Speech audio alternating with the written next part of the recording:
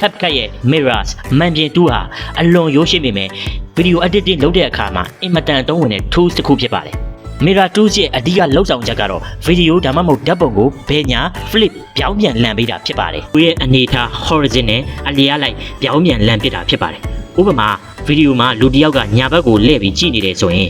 mirrors လှုပ်လိုက်တဲ့အခါမှာဘယ်ဘက်ကိုလှည့်ပြီးကြည့်နေတဲ့ပုံစံဖြစ်သွားမှာပါအဲ့တော့ mirrors က rotate နဲ့မတူပါဘူး rotate ကကြတော့သူကပတ်ချလဲလှည့်တာဖြစ်ပြီးတော့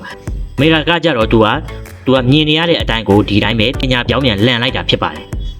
mirror tools ကိုအသုံးပြုမယ်ဆိုရင်ကိုအသုံးပြုမယ်ဗီဒီယိုကိုလက်နဲ့တစ်ချက်ထောက်လိုက်မယ်ပြီးတော့ပြီဆိုရင်အောက်က tools button ကိုညာဘက်အစွန်ကိုရွှေ့လိုက်မယ်ပြီးရင်ရွှေ့ပွားပြီးဆိုရင်ဗီဒီယိုနည်းနည်းလေးတွန်းလိုက်မယ်အဲ့ဒီမှာကျွန်တော်တို့မှာ transform transform ဆိုတဲ့စာလေးကိုတွေ့မယ်ဒီပုံလေးကိုနှိပ်လိုက်မယ်နှိပ်ပြီးတော့ပြန်အခုလို၃ခုထပ်တွေ့ရမယ်အဲ့ဒီထဲမှာကျွန်တော်တို့ mirror tools ကိုအသုံးပြုမှာဖြစ်တဲ့အတွက်အလဲက mirror mirrors ကိုနှိပ်လိုက်မယ်ဒါဆိုရင်ကျွန်တော်တို့ဒါကအမှန်ပြန်ဖြစ်သွားပြီသူရဲ့ video screen ကဘယ်ကနေညာကို horizontal ပုံစံလှည့်လိုက်တာဖြစ်ပါတယ် Mirror tools ကိုဘယ်နေရာတွေမှာအသုံးပြုတယ်လဲဆိုတော့ကျွန်တော်တို့ဗီဒီယိုတွေရိုက်တဲ့အခါမှာဒီရှေ့ကင်မရာ selfie ကင်မရာနဲ့ရိုက်တဲ့အခါမှာဆိုရင်ဗီဒီယိုတွေမှာကျွန်တော်တို့စာသားတွေရှိတယ်ဆိုရင်စာသားတွေ